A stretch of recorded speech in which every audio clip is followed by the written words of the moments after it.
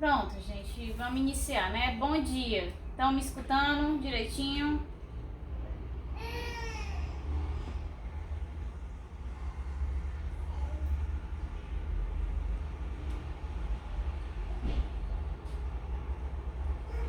Ok, então a gente vai começar, certo? Então, vou dar alguns avisos antes da gente iniciar. Hoje é a nossa última aula, assim, de teoria, ok? Como eu havia dito para vocês, só que ocorreu o seguinte: existe uma grande probabilidade de não haverem avaliações, certo? Então a gente precisa concluir o semestre pelo menos com a carga horária finalizada. Então a gente vai continuar se encontrando toda semana por webconferência.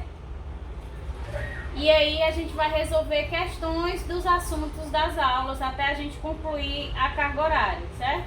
Então toda manhã de terça, normalmente o horário da aula normal, a gente vai se encontrar para resolver essas questões. E aí são as questões que eu já enviei para vocês, né? Aquelas das atividades. E aquelas que não foram questões, né? Que foram atividades mais aplicadas, eu vou...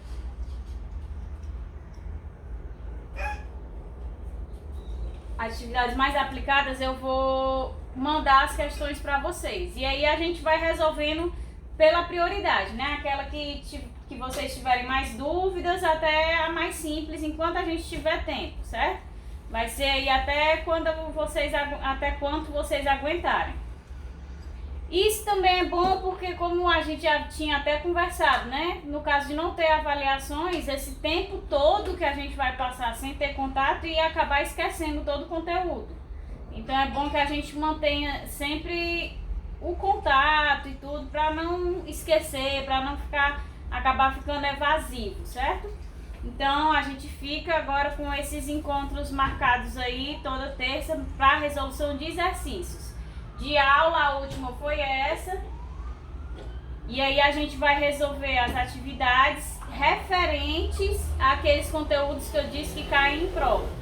Esses conteúdos que são mais para que vocês possam visualizar a aplicabilidade de fato, né, da relação entre saúde ambiental e doenças.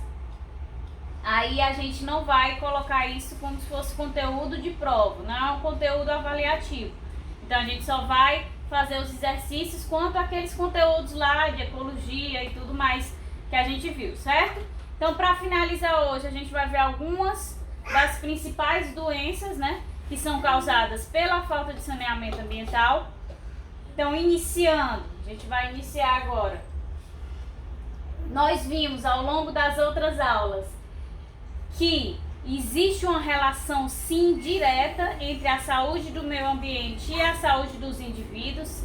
Até 2017, 60% da população mundial não tinha acesso ao saneamento ambiental. Até 2017 é uma porcentagem muito grande, né? E quais são as consequências da não existência desse saneamento ambiental? Que nós vimos lá na aula passada que eu gravei, que é um saneamento muito mais amplo do que o saneamento básico, né? Ele confere muito mais medidas preventivas para garantir a saúde e a qualidade de vida do indivíduo do que apenas o saneamento básico. Então vai aumentar o quê? A propagação de doenças, vai causar o aumento da mortalidade infantil, que a gente viu que a falta do saneamento ambiental afeta principalmente as crianças, né? Ali na sua primeira infância. E 88% das mortes causadas pela falta de saneamento ambiental, ou seja, aquelas mortes causadas por doenças infecciosas adquiridas por contato com água e alimentos contaminados, verminoses, disenterias, todos esses tipos de doenças e as mortes causadas por elas teriam 88% de redução se a gente aplicasse de fato o saneamento ambiental como deve ser feito.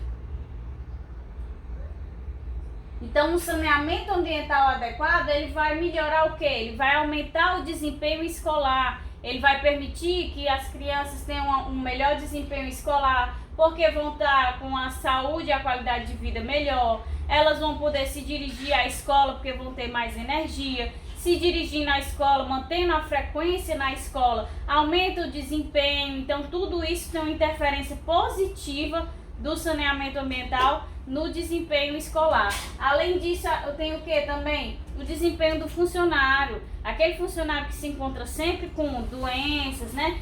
Principalmente diarreia ou vômitos, porque pega algum tipo de infecção via essa água ou alimentos contaminados, ele também tem uma queda no seu desempenho, no seu trabalho. Quando esse mecanismo de utilizar o saneamento ambiental é aplicado, a gente tem uma melhora também aí no desempenho do funcionário, porque o indivíduo saudável, ele vai desempenhar suas funções de uma forma muito mais eficaz. E também o desempenho econômico. Se eu tenho indivíduos que estão trabalhando mais, que não tem que faltar ao trabalho porque estão doentes, então está ocorrendo o quê? Circulação de dinheiro. Se eu tenho circulação maior de dinheiro, eu vou ter uma melhoria do desempenho econômico, porque quanto mais dinheiro circulando, mais a economia circula, mais a economia melhora, certo? Então, realizar um saneamento ambiental adequado não é um gasto, é na realidade um investimento. E não apenas pensando no indivíduo, não apenas pensando nas crianças, não apenas pensando nos adultos também que são afetados por essas doenças, mas pensando diretamente aí no socioeconômico, né? Então, causa uma economia de gastos, seja a níveis burocráticos ou a níveis de saúde diretamente mesmo. Então, é um investimento realizar o saneamento ambiental adequado, certo? Que a gente pode ver justamente aqui, que R$1 gasto em saneamento ambiental, gasto, né, porque é um investimento, gera economia de R$4 no SUS e no INSS, né? SUS e INSS por quê? Porque SUS são aquelas pessoas que são internadas com as doenças e o INSS é o que paga os benefícios às pessoas que são afastadas devido a essas doenças, certo? Além disso, se todo mundo, a gente viu que até 2017 60% não tinham acesso ao saneamento ambiental. Se o mundo inteiro viesse a ter o saneamento ambiental, surgiriam 50 mil postos de trabalho, certo? E surgindo 50 mil postos de trabalho, por quê? Porque os ambientes agora seriam salubres, né? No momento em que o ambiente se torna salubre, que ele tem aquele saneamento, aquela fiscalização, aquele trabalho preventivo, a gente favorece a construção de comércios, de residências. Então tudo isso faz circular o dinheiro. Então automaticamente, quando se realiza o saneamento, se realizasse o saneamento ambiental no mundo inteiro, né, a gente teria aí circulando 7,2 bilhões de reais a mais se essas políticas fossem de fato implantadas como medidas preventivas. Mas a gente viu que isso não ocorre, e aí a gente tem principalmente aqui e nos países que eu falei lá na aula gravada, que é o continente da África e o continente da Ásia, que são os mais afetados pela falta de saneamento ambiental, a gente tem as doenças que têm uma maior frequência.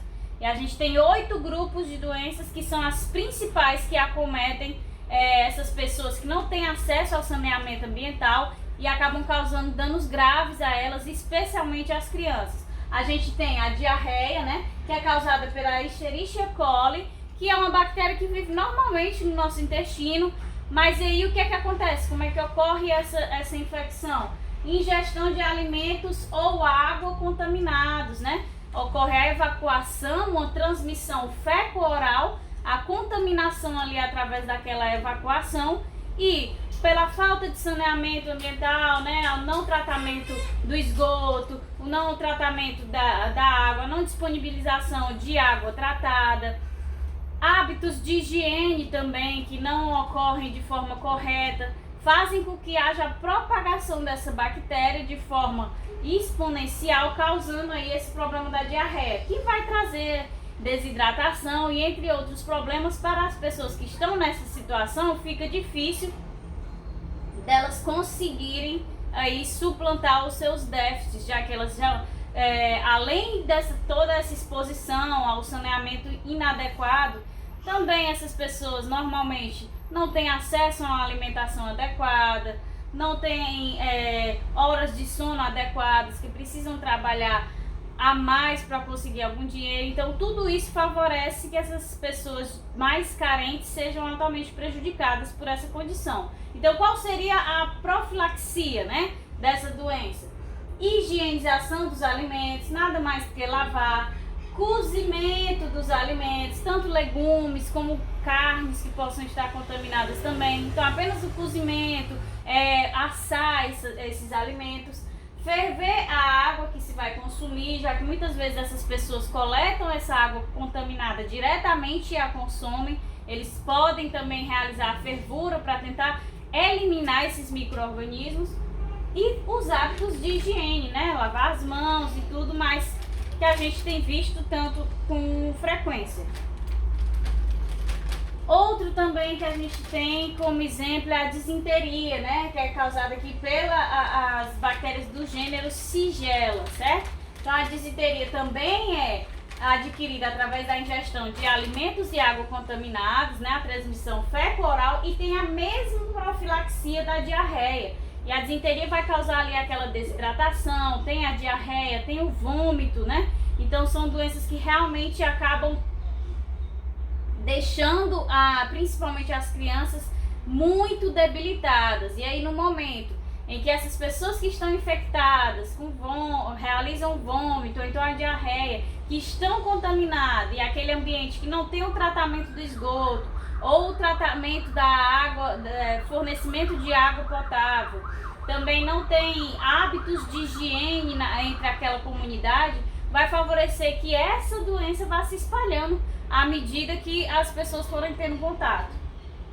A gente tem também como terceira principal doença, dentre essas 8 que tem uma maior ocorrência da falta de saneamento ambiental, a febre tifoide, né? Que a gente vai ter como sintomas febre, vômitos, diarreia, dor abdominal. Pode ocorrer, quando já se atinge os casos mais graves, perfuração intestinal, certo? E é causada pela bactéria Salmonella entérica do subtipo TIF, certo? Então, da mesma forma que ingestão de alimentos ou água contaminados, transmissão fecal-oral e a mesma profilaxia da disenteria, da diarreia. Então a gente vê que todos eles, por medidas preventivas básicas do saneamento ambiental, conseguiriam ser evitados e assim evitar a doença e a morte de vários indivíduos.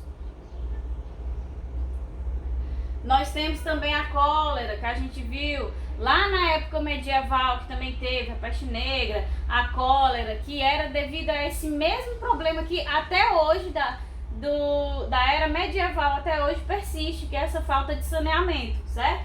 Então tem principalmente os sintomas de febre, diarreia e desidratação intensa, é causada pela Vibrio cholerae e da mesma forma a transmissão é fecal-oral e a profilaxia é a mesma, certo? E aqui a gente já tem uma diferente, que é a leptospirose. A leptospirose vai ter como sintomas febre, vômito, diarreia, alterações do sistema urinário, dor no sistema urinário, certo? E é causada pelas bactérias do gênero Leptospira. E como é que se dá essa transmissão dessa doença? Pelo contato com a água contaminada com a urina de roedores. Ou seja, roedores que estão infectados com essa bactéria desse gênero Leptospira, e aí realizam aí o seu processo de excreção urinária. No momento em que a gente tem um acúmulo de resíduos sólidos e a gente não tem o tratamento das águas pluviais, né? O manejo dessas águas pluviais, acabando gerando um acúmulo devido a bueiros entupidos, entre outras, e a não existência de obras de estruturação para o desvio dessas águas, acaba causando o que nos momentos em que há chuva intensa? As enchentes, e são essas enchentes que vão lavar a urina desses roedores contaminados, e aí as pessoas que têm contato com aquela água no momento da enchente, elas vão ser expostas a essa bactéria via pele, e aí serão infectadas por essa bactéria do gênero Leptospira, e aí vão desenvolver a leptospirose. E aí qual seria a profilaxia dessa doença nesse caso? Aqui, né, o controle do descarte de resíduos sólidos. A gente tem que evitar, como eu falei na aula passada que foi gravada, que a quantidade de resíduos sólidos que são gerados até mesmo em uma residência, a se somar os ambientes comerciais, as indústrias, é uma quantidade de resíduos sólidos que não consegue ser eliminada pelas políticas atuais. Então isso acaba gerando aquele acúmulo que vai causar entupimento, bloqueio de regiões que permitem o escoamento de água da chuva, por exemplo. Esse escoamento, ou seja, esse manejo das águas pluviais não ocorrendo, vai favorecer a ocorrência dessas enchentes e a proliferação de doenças como a leptospirose, certo? Outro tipo de doença também transmitida via água e alimentos contaminados, né? A transmissão feco-oral é a hepatite A. A gente sabe que tem várias hepatites, mas essa é a principal transmitida aí, relacionada diretamente à falta de saneamento ambiental. Então, os sintomas da hepatite A são vômitos, febre, icterícia, dor abdominal, certo? E é causada pelo vírus da hepatite A. E ela vai ter a mesma profilaxia lá da disenteria, da diarreia, da cólera, da febre tifoide, certo? Então são medidas básicas, né? São medidas que são simples de serem realizadas, ok? E aqui a gente tem também, né, uma das principais, a de maior incidência, né, que causa maiores problemas, principalmente nas crianças, as verminoses no geral, né? E que vai causar alterações no apetite, enjoo, diarreia, pode causar vômito, febre, tudo mais, né? Desidratação. Então, a gente tem como exemplo a esquistossomose causada pelo esquistossoma, a gente tem a Taenia saginato, a Taenia solium, todas essas que vão causar verminoses, que vão parasitar o hospedeiro de forma prejudicial. Também são adquiridas pela ingestão de alimentos ou água contaminados. A transmissão também é feco-oral. A gente sabe que existe a possibilidade de se adquirir essa verminose diretamente pelo contato com essa água e esses alimentos contaminados, ou então a gente pode ainda adquirir indiretamente, né, pelo hábito da não fervura, do não cozimento dos alimentos animais. E aí a gente tem que porcos, bois podem acabar se contaminando com esses vermes, especificamente aí da teníase que a gente está se referindo, né? E a gente, com esse hábito de não de não cozinhar, de não assar essa carne animal, acabar adquirindo aí a cisticercose, que é uma forma mais grave ainda dessa verminose. Então a gente pode adquirir essas verminoses direto ou indiretamente. Então a profilaxia é a mesma de todas as doenças que são transmitidas via feco-oral. E é essas verminoses que, como eu já disse, afetam a imensa maioria, principalmente das crianças, e vão causar a maior parte das mortes, certo? Porque elas vão se associar às péssimas condições a que aquelas crianças vivem, ok? Então a gente tem aqui, ó, normalmente são indivíduos que vivem nessa condição de falta de saneamento, ou seja, sem água potável, sem tratamento de esgoto, sem coleta dos resíduos sólidos, que acabam favorecendo mais ainda o acúmulo dessa água podre, dessa água não tratada, e aí causando a característica que a gente conhece, né, que é do estufamento do abdômen da criança, que é a icterícia. Então tudo isso prejudica a saúde dessa criança, desse indivíduo. E aí quando a gente vai, muitas vezes quando se procura o Sistema Único de Saúde, os hospitais, já está num nível muito elevado e a criança não consegue resistir, certo? Bom dia. São tratamentos que...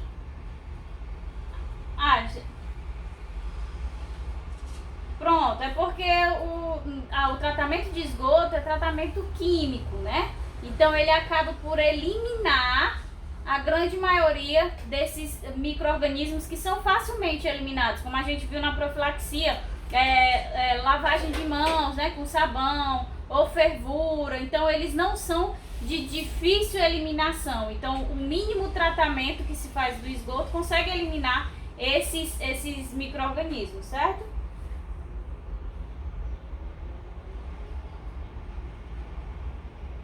Pronto, e por último, né, que a gente tem aí, que também, apesar da gente não identificar uma relação direta, mas tem sim uma relação direta, a falta do saneamento ambiental com a ocorrência das arboviroses. As arboviroses, elas têm os sintomas principais de alterações na pele, né, que é a ocorrência das manchinhas vermelhas, certo? A febre e a dor no corpo, todas elas têm mais ou menos essas características, esses sintomas como base. E aí são quais, né, que a gente conhece? A dengue, zika, chikungunya, a febre amarela também, certo? E são todas transmitidas via insetos vetores. E como é que a gente identifica a relação da falta do saneamento ambiental com a ocorrência dessas doenças? É o mesmo caso lá da leptospirose. A partir do momento em que não há disponibilidade de uma água potável, que não há o tratamento do esgoto, principalmente a remoção de resíduos sólidos, ou seja, o descarte adequado dos resíduos sólidos, não permitindo a acumulação dos mesmos, que podem obstruir locais de escoamento de águas pluviais, o não manejo, né, a não construção de obras estruturais para manejar as águas pluviais, acabam causando o quê? O acúmulo de água. E esse acúmulo de água, não só a gente já sabe hoje que não só apenas a água limpa, mas até a água suja é uma fonte para a proliferação desses mosquitos, seja o Anopheles, seja o Aedes aegypti, que são os vetores dessas doenças. Todos eles se proliferam nesse acúmulo de água.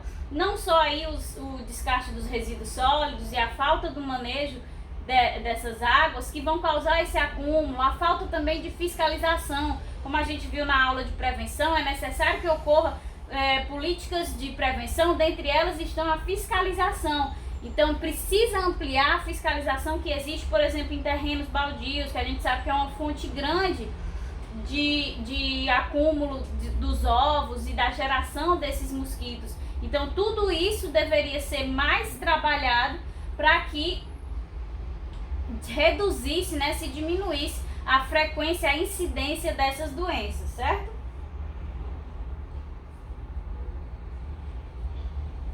Então aqui a gente vê que há aqui a infecção, né, a contaminação desse mosquito lá no ciclo silvestre, né? E esse mosquito, através do indivíduo que tenha contato,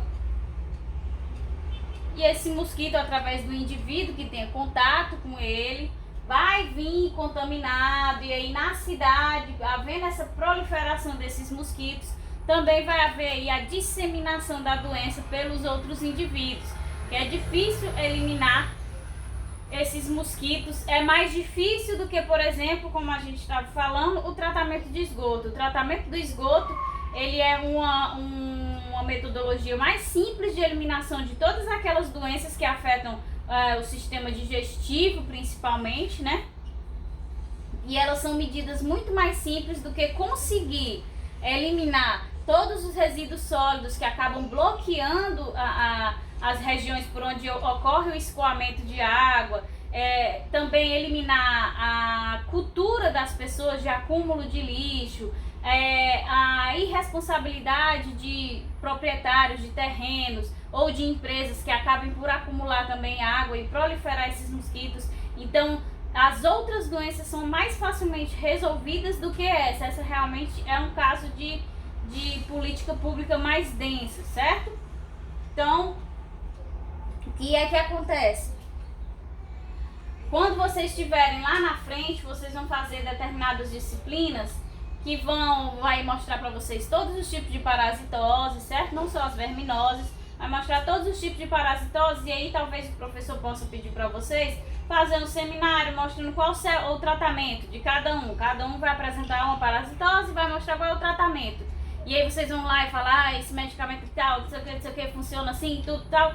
Aí vocês podem colocar no final que o melhor tratamento, o mais eficaz, o que evitaria de fato todas as consequências, todos os problemas trazidos por essas doenças, é a prevenção, né? É o princípio lá da prevenção. E qual seria o melhor mecanismo de prevenção? É o investimento diretamente no saneamento ambiental eficaz. Se nós tivéssemos um saneamento ambiental eficaz, a gente reduziria, como a gente viu, drasticamente, né? 88% da incidência das doenças e, consequentemente, das mortes causadas pela falta de saneamento ambiental. Então é uma porcentagem muito grande. E não só a consequência de se evitar doenças, que é o principal, né? A busca pela saúde, pela qualidade de vida do indivíduo. Mas também a gente aumentaria a circulação de dinheiro, melhoraria a situação socioeconômica, como também melhoraria aí o desempenho escolar de crianças, o desempenho no trabalho dos adultos, certo? Então tudo isso decorrente aí da saúde do ambiente, certo? Ok, gente?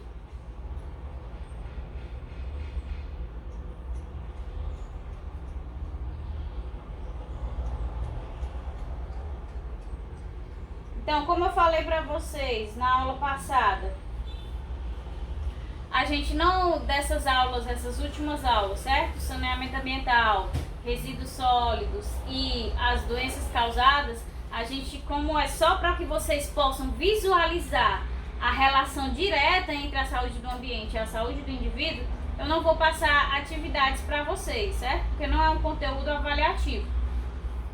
Mas aí, lembrando que nós vamos continuar nos encontrando para resolver atividades referente às aulas anteriores, para que vocês não percam o contato com o conteúdo, para que vocês continuem sempre aí lembrando do conteúdo, já que existe uma grande probabilidade da gente não ter nenhum método avaliativo.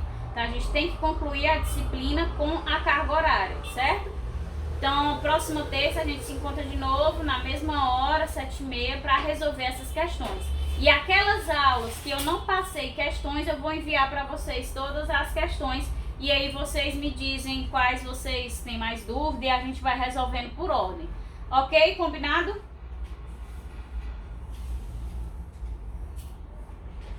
Pronto. Pois até a próxima semana, pessoal. Viu? Bom dia.